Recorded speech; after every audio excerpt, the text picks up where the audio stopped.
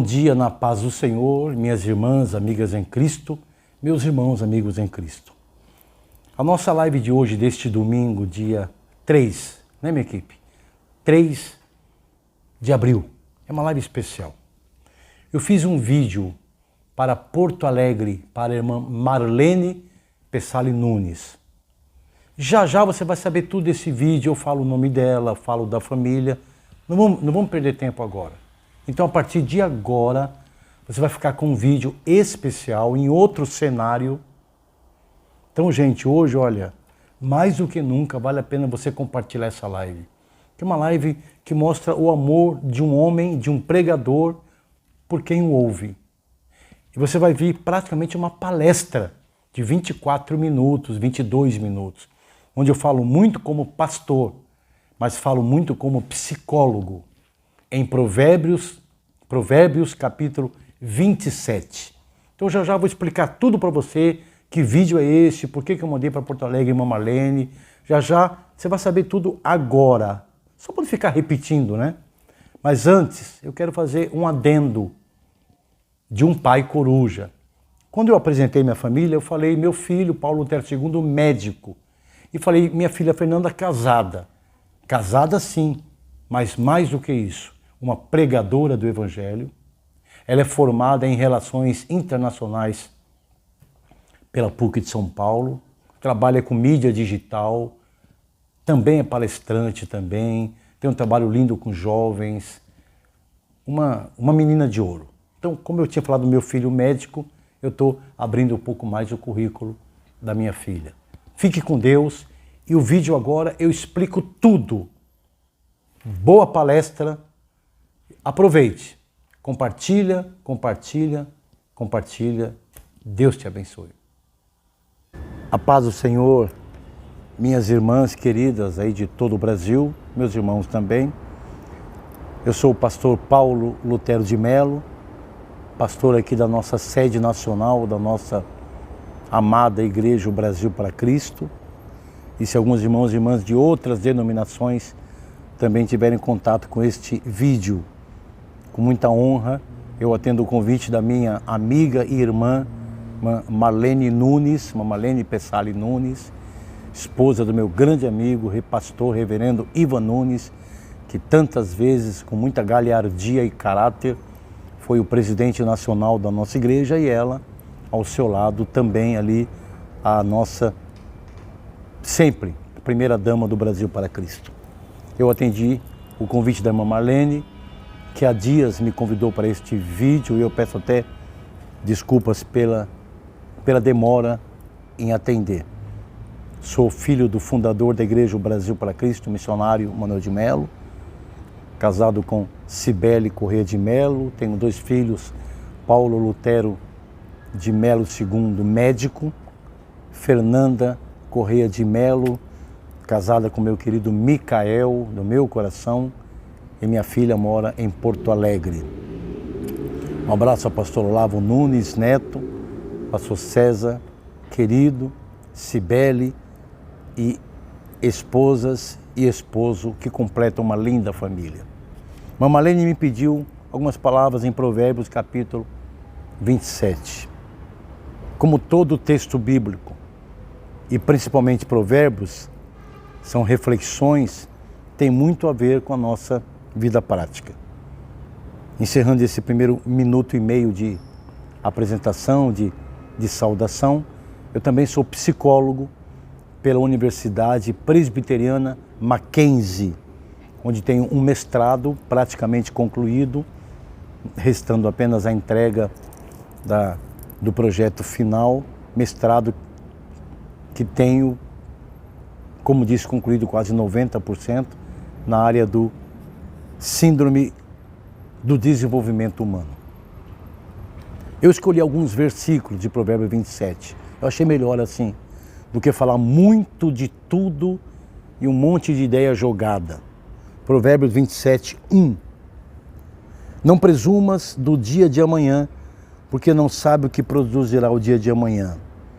Nós somos tentados por uma enorme capacidade que nós temos. A capacidade humana é bela. A faculdade humana de fazer o bem é fantástica. Os meios que nós temos para ajudar o próximo, meu Deus. E aqui, e muitas vezes nessa palavra, você vai perceber uma dualidade. Haverá a dualidade do psicólogo e do pastor. Em alguns momentos eu vou fazer uma interface da psicologia com a Bíblia. Em alguns momentos eu vou provocar você, muito mais como psicólogo do que como pastor. A nossa grande capacidade nos leva a presumir o dia de amanhã. Temos muitos modos de planejar o dia de amanhã, financeiramente, culturalmente, né? Mas quando a Bíblia nos alerta, ela deixa sempre o componente muito claro, porque nós somos limitados. Então não dá para presumir o dia de amanhã na sua totalidade, o que ele vai nos produzir pela nossa limitação, né? Podemos, como aconteceu com o reverendo Ivan Nunes agora há pouco, planejar, pagar, se dispor a uma grande cirurgia cardíaca, a uma grande cirurgia do cérebro, mas não dá para presumir se voltaremos vivos do centro cirúrgico. A nossa grande capacidade nos leva à Lua. Estudamos para nos tornarmos chefe de cozinha ou teólogos.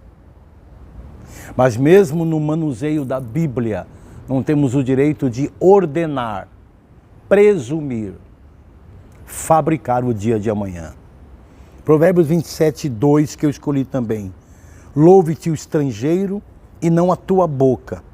Louve-te o estranho e não os teus lábios. A ansiedade, interface do psicólogo com o pastor agora. A interface, a dualidade do psicólogo e o pregador me obriga a te dizer que alguns de nós, às vezes até sem querer, se autoelogia. Isso pode pressupor uma ansiedade ou uma insegurança. De queremos que alguém diga o que gostaríamos de ouvir. O senso comum julga muito rápido. O senso comum carimba muito rápido. Aquele é prepotente, aquela é prepotente porque se autoelogia. Não. Pode ser um grande inseguro. Você pode ter ali um homem de 50, 60 anos, menino, com medo, querendo ser aceito, tal qual o menino na escola, né? Quando ele diz que ele joga bem, até o jogo, e o joguinho de futebol revela aos amiguinhos que ele não joga bem. Então, às vezes, o autoelogio, não só, lembra que eu falei que como psicólogo e pastor eu ia te provocar? Já estou te provocando. Dá uma pensada no que eu falei. Vê se você joga fora tudo o que eu falei ou se aproveita alguma coisa. Muitas vezes o constante autoelogiador é um fraco, é um inseguro, buscando aprovação. Provérbios 27, 4. Cruel é o furor e a impetuosa ira, mas quem parará perante a inveja? Não existe escola para isso. Não existe curso para isso, para lidar com invejoso ou invejosa. É difícil, socialmente falando, é difícil, biblicamente falando, é difícil, espiritualmente falando. Segundo a psicanálise, quem tem inveja, ele acaba tendo ódio do invejado ou da invejada, porque ele não consegue ter aquilo que a pessoa tem. E se eu não consigo ter aquilo, aquela beleza, aquela maneira de falar, aquela maneira de se arrumar, aquela beleza física, eu não tenho aquele corpo, eu não tenho uma igreja daquele tamanho, eu não tenho um carro com aquela cor, o que mais que eu poderia falar? Ficar aqui dando dezenas de exemplos. E aí o invejoso ele acaba diminuindo, ele acaba invejando, ele acaba odiando sem querer. Cuidemos muito com a inveja, porque ela pode, antes de qualquer coisa, nos destruir, fazer mal a nós mesmos. A psicanálise, ela trata um certo grau de inveja até como patologia. A pessoa, ela é carente de uma terapia. Como tudo no segmento humano, é impressionante isso, é interessante dizer, e quero que de vez em quando você lembre. Meu Deus, eu estou ouvindo um pastor? Sim, não só um pastor. Por isso que eu falei que eu ia fazer a interface. Eu falei que eu ia fazer a dualidade, o toque de bola, a tabelinha, psicologia, Bíblia. Às vezes o senso comum, como eu já falei, nós carimbamos e jogamos no lixo. A Bíblia manda perdoar e suportar, não manda? Suportemos, né? Suportais uns aos outros. Ama o próximo como a ti mesmo. Tal qual aquele que é o constante autoelogiador, pode ser um inseguro, um invejoso ou a invejosa em um certo grau, ou num grande grau. É uma pessoa muito triste, porque ela não conhece uma coisa chamada, que aí nós lemos também em outro ramo da psicologia, nós estudamos também na fenomenologia. Essa pessoa não conhece alguma coisa chamada o conceito de completude. Completude é aquele ser humano, né, que de alguma maneira ele quase que atinge, não a perfeição, não existe, mas de uma completude no sentido, o que eu tenho me basta. Quem tem nessa área alguma deficiência acaba se tornando um invejoso, o ladrão. Eu tiro o que eu não tenho, eu roubo o que eu não tenho e não consigo ter. A pessoa honesta não, a pessoa cristã, não gosto do termo da pessoa honesta, mas a pessoa, entre aspas, normal, porque em outra palavra minha com vocês eu posso discutir sobre isso um dia, sei lá, o que é ser normal, né? O que é normalidade. Dentro de uma normalidade, eu não me torno invejoso ou invejosa quando eu reconheço, não é para mim, não tenho aquilo, não tem problema, não tenho aquele cabelo, não tenho aquele corpo, estou bem abaixo do peso, estou acima, posso ter um problema de saúde, de glândula, etc, etc, etc. Não é conformismo, mas é uma espécie de uma completude. Provérbios 27, pulando para o 6. Fiéis são as feridas feitas pelo que ama, mas o beijo do que aborrece são enganosos. Esse é muito simples, não é tão complicado assim. Trata do valor de um amigo, trata do valor de uma amiga. Se você o tem ou a tem, preze. Eu vou me corrigir agora, eu falei que isso aqui era simples, talvez seja o meu comentário mais importante. Quanta ansiedade, quanta tristeza, quanta vida incompleta, quanto suicídio, quanta coisa não é evitada. Poder se abrir com alguém. Qual é o grande trunfo da terapia? Pode ser breve ou não. Pode ser uma TB ou não. Pode ser uma rápida, breve, meses ou anos. É que você com o terapeuta, você não tem limite. Eu espero que eu esteja falando com uma classe evangélica que não seja fechada, que eu sei que não é o público que a irmã Marlene atende, é um público aberto, inteligente, não é um público obtuso. Não, pastor, quem tem Jesus não precisa de ninguém. Calma. A grande, talvez, vantagem de uma terapia é que você está diante de um profissional que estabelece um vínculo com você e você acaba tendo um vínculo de confiança. Falar é terapêutico. Colocar para fora, externar. É o grande problema de líderes. É o grande problema de líderes que sempre tem um temor. O que eu vou contar para tal pessoa poderá ser usado contra mim como uma arma. Esse Provérbios 27:6 é de uma riqueza muito grande. Fiéis são as feridas feitas pelo que ama. O que ama pode até machucar com um comentário mais áspero. Quem te ama de verdade, não estou dizendo alguém que só critica, mas quem ama de verdade pode até machucar com uma palavra. Mas é melhor, muito melhor, do que o beijo que aborrece, que machuca. Provérbios 27:8, eu espero que minha palavra não esteja cansativa.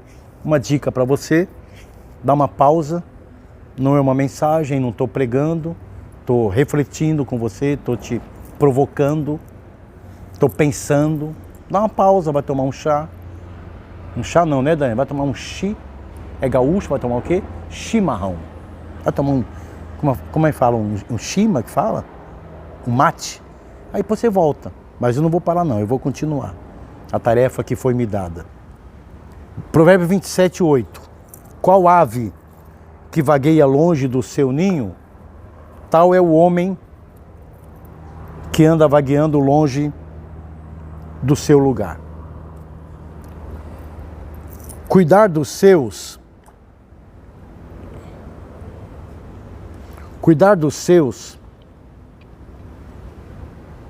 é uma prioridade que agrada a Deus.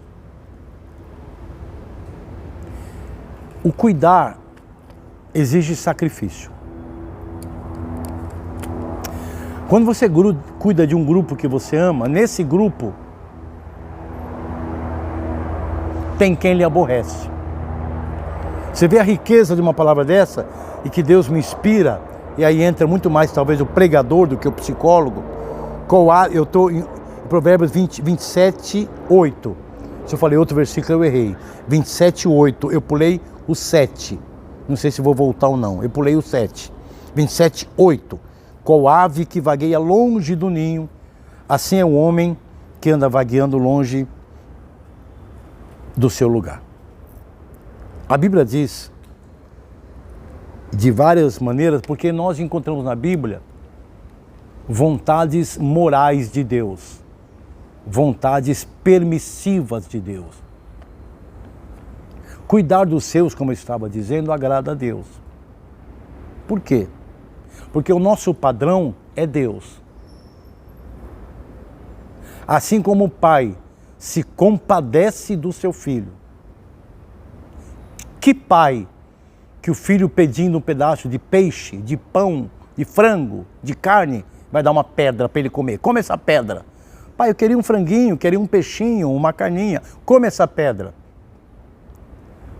Falei 2, 3 textos bíblicos. Mais um, né? Honra teu pai e tua mãe, tal, você sabe. E no próximo texto, pais, não ireis vossos filhos.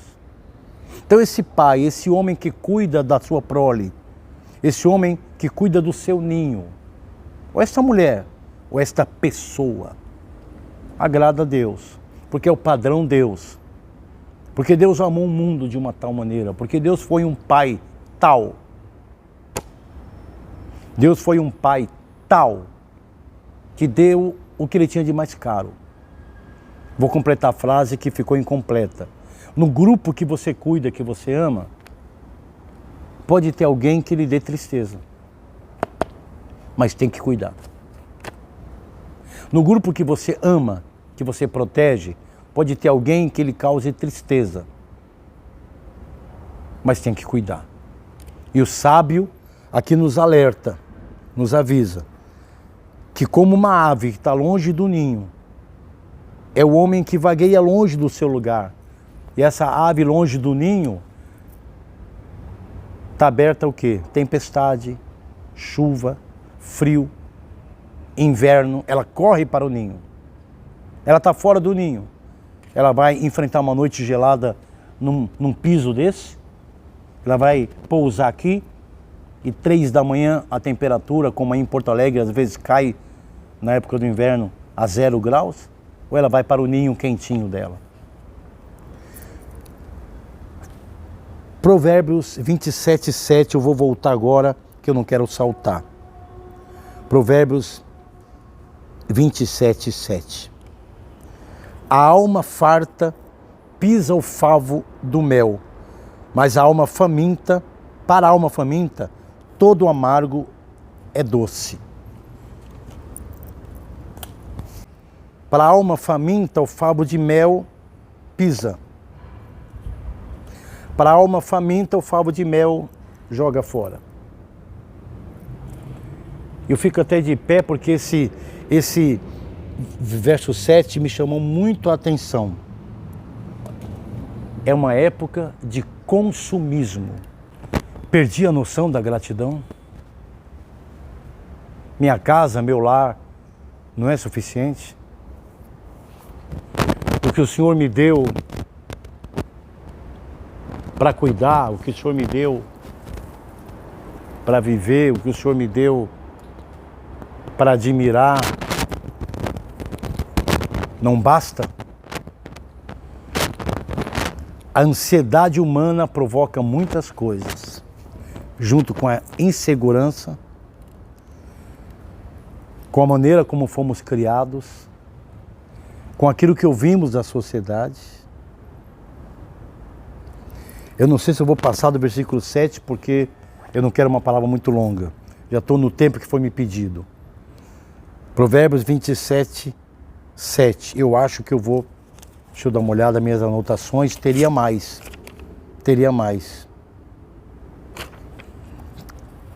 Talvez eu pare aqui.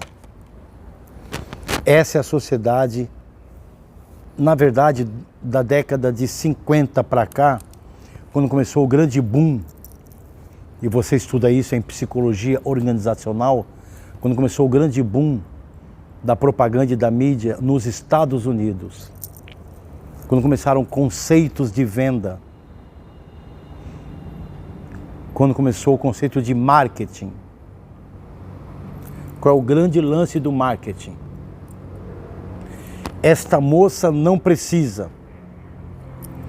Eu vou fazer esta moça precisar do óculos e vou vender para ela. Mas ela não precisa. Eu queria terminar para você, prestando muito bem essa palavra e olhando para si mesmo. O que é que o mundo, e agora é só o pregador, o que é que o diabo está mentindo para mim, que eu não preciso e eu vou atrás? Meu Deus do céu. O que é que o inimigo está mentindo para mim, que eu não preciso, e ele me faz achar que eu preciso e eu vou atrás? Qual é o marketing maligno que eu estou aceitando? Provérbios, vamos de novo, 27:7. A alma farta pisa o favo de mel. Estou farto. Para que eu quero mais mel? Que mel lindo, pisa nele. Mas a alma faminta, para a faminta verdadeira, todo amargo é doce. E aí nasce nos Estados Unidos, na década de 50, a noção de marketing. As primeiras vendedoras da Avon, de porta em porta. A televisão surge. Entra na nossa casa uma televisão. Compre, compre, compre. Telefone, compre. Compre essa colher que corta bolo, faz bolo, cozinha bolo. E nós nos tornamos uma sociedade sempre farta. E vivemos pisando em favos de mel. Temos demais. E se eu levar para o lado espiritual, meu Deus do céu, que nós não pisemos no favo de mel da presença do Senhor, do Espírito Santo, que nós não nos fartemos de Deus e da sua igreja, a ponto de pisar e de enjoar. Perdoe alguma coisa, veja de novo o vídeo se lhe interessou, algumas partes. Deus te abençoe. Marlene, obrigado pela honra. Desculpe se eu não fui competente para atingir aquilo que a irmã pensou. Abençoe o Senhor quem viu esse vídeo, com a sua palavra, com a tua inspiração e o teu Santo Espírito. para a glória do teu nome. Amém, Jesus. Amém. Até a próxima oportunidade.